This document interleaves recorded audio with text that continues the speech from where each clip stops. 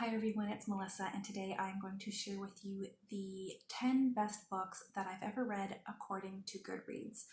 I've seen a few different booktubers do this over the past weeks and months, and I just thought it was really interesting to see what Goodreads users think are the best books out there. So I thought I would share with you what Goodreads users think are the best books that I've ever read, and whether or not I agree, if I'm surprised by any of them that are there or not there, and how I'm going to do this, just based on some of the other videos that I've watched. There tend to be a lot in the same series. I'm thinking namely Harry Potter usually dominates this list, so I'm going to count that series as just one book so that 7 of these 10 books are not just Harry Potter books. And if there's any other series that come up, I may or may not count them as one book. Okay, so I just have to hit the arrow to sort them. All right, so the first one actually is surprising me. Coming up on top is Braiding Sweetgrass by Robin Wall Kimmerer. I mean, I'm not surprised because I thought it was bad. I loved this book. I gave it 5 stars. It has an average rating of 4.6. So I'm not surprised it's there. It was really good. Well, I am surprised that it's there because it's a nonfiction, and I guess I just assumed that the top books would be fiction. I guess I underestimated maybe how many Goodreads users are also nonfiction fans. So Braiding Sweetgrass is a book looking at our connection to nature and land through stories about plants, and the author is an Indigenous woman who has her PhD in botany, and so she really uses all different ways of knowing plants and really weaves together her own personal stories relating to her relationship to plants, and along with Indigenous ways of knowing and scientific knowledge that she has as well. And it's really just a beautiful book about nature. So the next spot, no surprise, is a Harry Potter.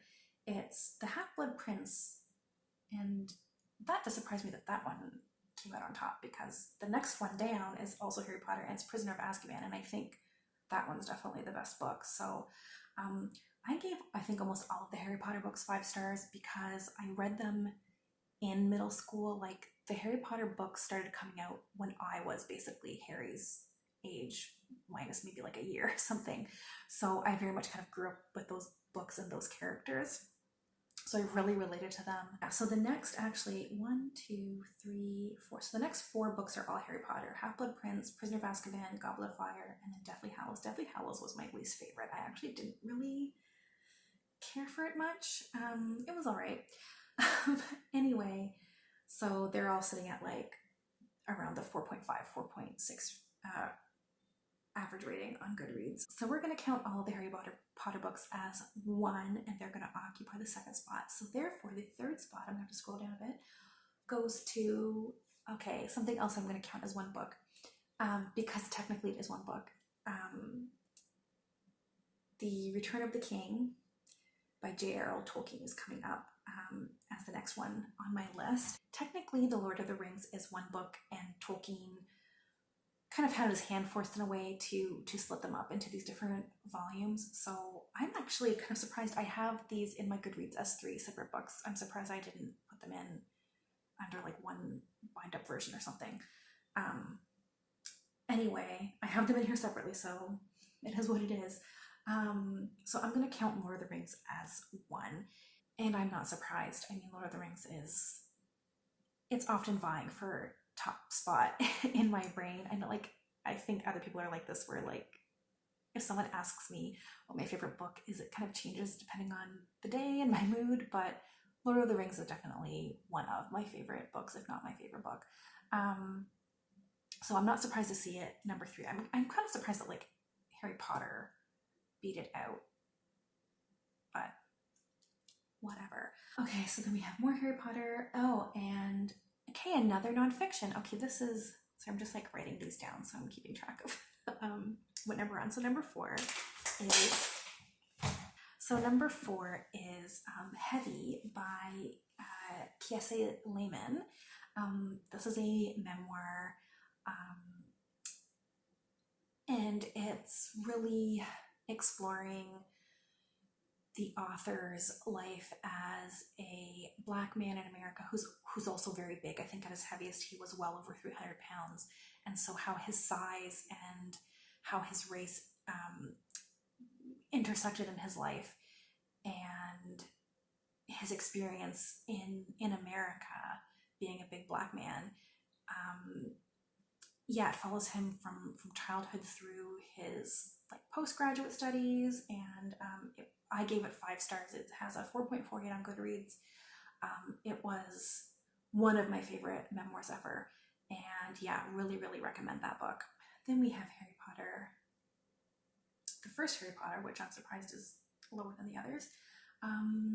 Okay, so then number 5 is a book that I've just finished reading, which I may not have talked on this channel. I'm not sure what order I'm going to upload these in, but it's a graphic novel that I just finished, and I think this video is probably going to go up before my wrap up of all my graphic novels. But it is The 100 Nights of Hero by Isabel Greenberg. I love this. It has a 4.45 on Goodreads. I am a bit surprised to see it in the top 10 because, again, just my own assumptions. I didn't expect to see a graphic novel here. I did expect a lot of like really well beloved series like Harry Potter or Lord of the Rings. But yeah, for whatever reason, I just didn't expect to see it here, but I really, really enjoyed it. I'll talk about it more, or I have talked about it more depending when this goes up, in my wrap up for graphic novels. But I rated it 4 star here, but it's kind of sitting at like a 4.5. I might bump it up to 5. I really, really like this book. In a nutshell, it's a book about sisterhood and storytelling and the power of stories, and I'll leave it at that for here, but it was, yeah, a real pleasure to read that. Next is The Two Towers, but we've counted that under Lord of the Rings. Then The Poet X. Can't decide whether I'm surprised to see that one here or not. I know YA has a lot of fans, so I guess maybe it's not surprising that this is up. I really enjoyed The Poet X. I gave it 4 stars. It has a 4.43. I don't know if I would quite rate it quite that high. I thought it was really, really good. I think if I had read it when I was a teenager, I definitely would have given it 5 stars. So I think in this case, maybe I just read it at the wrong time in my life. I mean, I still gave it 4 stars, so obviously it's a really, really good book. But this is a book about a teenager who is first generation American. Her parents are immigrants from the Dominican Republic, and it's about her life as an American teenager, you know, trying to date and do the normal teenage things when she has parents from a different culture and they butt heads a lot. And she really takes solace in poetry, and the book is basically like her journal in poems, and you learn about her story that way. And yeah, I thought it was really good. The next is another nonfiction, so that is surprising. I just assumed that most Goodreads users would be more into fiction than nonfiction, so it's nice to see this. But it is Invisible Women: Data Bias in a World Designed for Men by Caroline Criado Perez. And this was, I rated it 5 stars. It has a 4.43 on Goodreads. It's all about how, well, it's kind of there in the title, but it's all about how not just big things, but little things as well are designed by men, well, designed with men in mind, I should say. And it was really interesting because it's not 99% of the time this isn't malicious.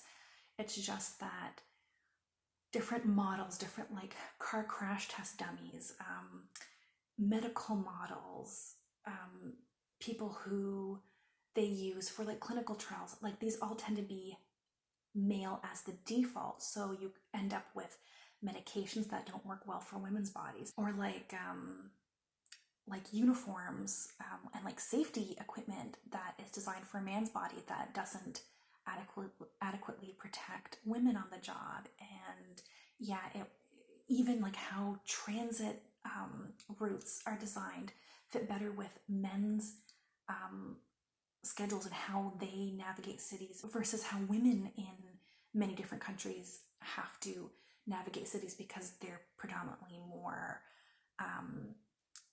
likely to be having to like pick up kids and checking in on like elderly relatives and caring for loved ones and those kinds of things. Just like so many things where I didn't realize, like, oh crap, like I didn't know how many things are designed with men in mind. And yeah, it was just a really eye-opening book, and highly, highly recommend that one as well. So the next is The Book of Night Women by Marlon James, and I am very happy to see this on the list. I gave it 5 stars. It has a 4.37 on Goodreads. And this is one of the best books I've ever read. It's so good. I've raved about it many times on my channel, so I won't say too much about it. It takes place in the end of the 1700s, early 1800s in Jamaica. And it follows a young woman who is enslaved on a plantation in Jamaica, and she's coming of age. And it follows her story as this group of women, the Night Women, try to basically recruit her as they are planning a slave revolt. And yeah, it's a really, really horrific book, but I recommend it to everyone that I talk to. It was really, really great. So the next one, we are now on number 9, is a collection of short stories by Stephen King called Different Seasons.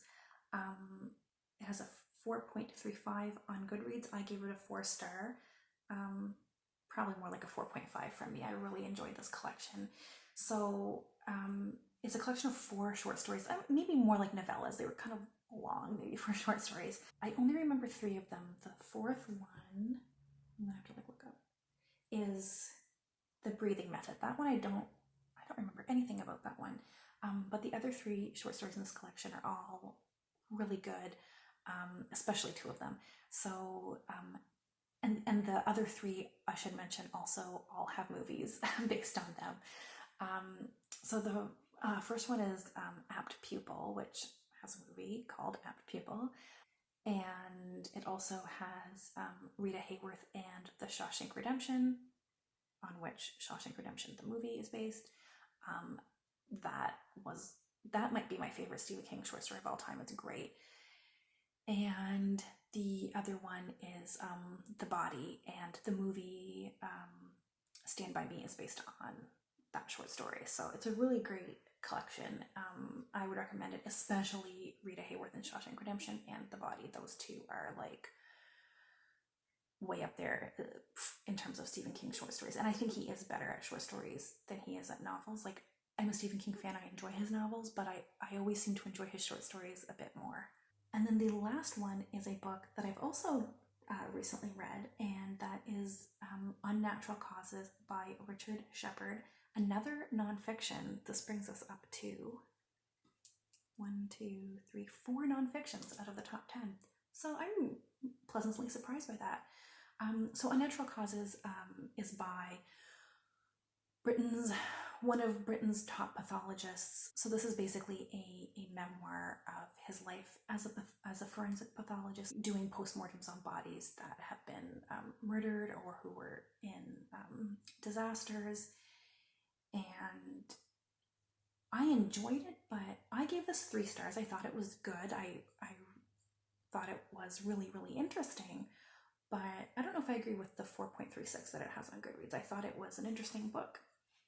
I didn't think it was anything spectacular, but there you go. This is what Goodreads says. But I think overall, I agree with the books that are here for the most part. I probably wouldn't have put The Poet X quite so high, and I definitely wouldn't have put Unnatural Causes in the top 10. So those are the top 10 books that I've read according to Goodreads. If you use Goodreads, please let me know what's the highest rated book that you've read.